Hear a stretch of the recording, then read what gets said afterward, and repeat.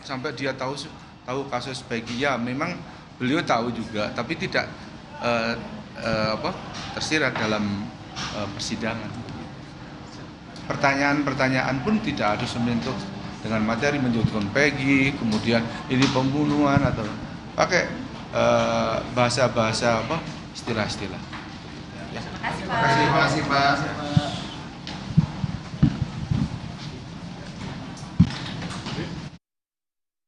Mana peristiwa enggak, tapi betul-betul hanya semata-mata mendukung bahwa kami nilai bahwa ini telah terjadi salah tangkap, salah orang yang ditangkap, atau error in persona. Makanya secara faktualnya atau secara faktanya kita buktikan saksi yang mengetahui ini. Jadi saksi itu tidak berbicara masalah hal-hal bagaimana pembunuhan terjadi. Tidak seperti itu. Kira-kira demikian. Bang, soal ada permohonan itu Rodiana dihadirkan di sidang ini seperti apa? Kan tadi udah ditolak. Memang tidak wajib. Sifatnya juga tidak wajib. Sifatnya tidak wajib. Oke. Dari agenda ini. Dan kemarin ketika di Jabar sudah berkas Peggy 100% atau tanggapan seperti apa? Ya, artinya kalau begitu artinya kewenangan penyidik lagi yang melengkapi. Tapi yang kemudian kami menangkap dua hal.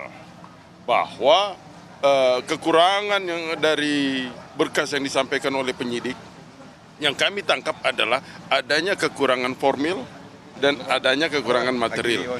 Tentunya dua hal ini menurut kami ini agak sulit untuk dilengkapi, dan tentunya kami memiliki keyakinan kalau toh nantinya pihak penyidik mampu melengkapi ini, kami yakin setelah permohonan pra peradilan kami ini diputus. Makanya kita akan lihat. Tapi kalau seandainya pihak penyidik ternyata tidak mampu melengkapi baik formil atau material yang diajukan oleh jaksa, maka kami tinggal menghitung berapa lama masa tahanan Peggy Setiawan, dia harus dibebaskan secara hukum. Kira-kira demikian. Bang, sedikit soal kemarin Peggy disebut manipulatif dan kecenderungan untuk berbohong. Sekarang begini, kalau kita berbicara menyangkut masalah pidana, maka kita berbicara masalah menyangkut bukti itu harus terang. Kalau orang harus dikaitkan bahwa dialah pelaku hanya berdasarkan imajinasi, fantasi yang dibungkus bahwa dia memiliki keahlian terhadap itu, kami anggap bahwa ini subjektif sekali. Tapi kan itu hasil psikologi forensik. Iya, tapi itu tidak bisa membuktikan. Kalau itu yang dijadikan, kalau melalui ahli orang kemudian dikatakan bahwa dialah pelakunya, itu yang dijadikan pegangan bahwa dialah pelakunya. Apa bedanya sama ahli-ahli kesurupan itu? Nah, makanya kita balikin lagi. Sebagai penasihat hukumnya Peggy Setiawan, coba diperiksa ahli psikologi itu. Jangan-jangan tingkat kebohongannya 100%. Ya gitu, jadi maksudnya gitu. Ya. Kalau misalnya di dalam ahli psikologi mengatakan bahwa tingkat kebohongannya Peggy Setiawan 78%, coba periksa itu ahli psikologi itu. Jangan-jangan dia 100% tingkat kebohongannya. Ya. Harusnya begini. Lekit. Harusnya begini. Bahwa menentukan seseorang itu apakah kemudian dikaitkan sama ahli psikologi. Ahli psikologi contoh ya. Contoh saya sampaikan bahwa di ahli psikologi menunjukkan foto korban, kemudian Peggy Setiawan berubah wajah. Itu yang dimasukin, dari keterangan para termohon. Kemudian itu bahwa diindikasi, oh dialah pelakunya. Kalau menurut saya tidak seperti begitu hukum pidana.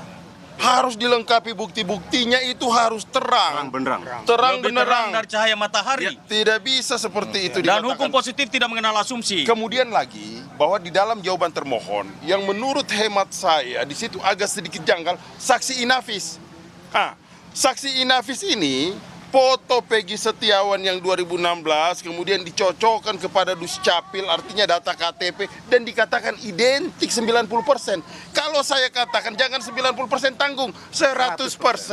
Karena ini memang data Peggy Setiawan, baik foto maupun data Duscapil. Maksud saya bandingkan data Peggy Setiawan sama data Peggy Perong. Jadi ada perbedaannya imbang. Jangan seperti itu. Kalau Peggy Setiawan, katakanlah kawan-kawan, saya tunjuk satu kawan, dicocokkan foto kawan hari ini sama data KTP, ya pasti sesuai. Karena memang itu, kita nggak menyangkal bahwa itu adalah Peggy Setiawan. Tapi apakah dia yang melakukan perbuatan? Kami menyangkal itu, karena pelakunya adalah Peggy Perong. Jangan dikait-kaitkan, jangan ditarik-tarik. Kira-kira demikian. Kawan-kawan. Juga sempat kalau ini kan terkait kemudian ada apa sih namanya kemudian termohon dan termohon terkait apa kemudian perkara yang saat ini masuk ke pra peradilan dan sebetulnya dalam pra peradilan lagi sudah jelas belum sih Bang? Ya sebenarnya sudah jelas, ya kan. Artinya kami juga sudah meminta ketegasan bahwa karena yang saya katakan begini, terjadi salah tangkap, artinya terjadi salah tangkap maka terjadi juga salah penetapan atau keliru dalam menetapkan tersangka. Maka ini kan adalah perluasan dari putusan Mahkamah Konstitusi di nomor 21 tersebut. Kalau ini terjadi salah penangkapan, maka terjadinya salah orang.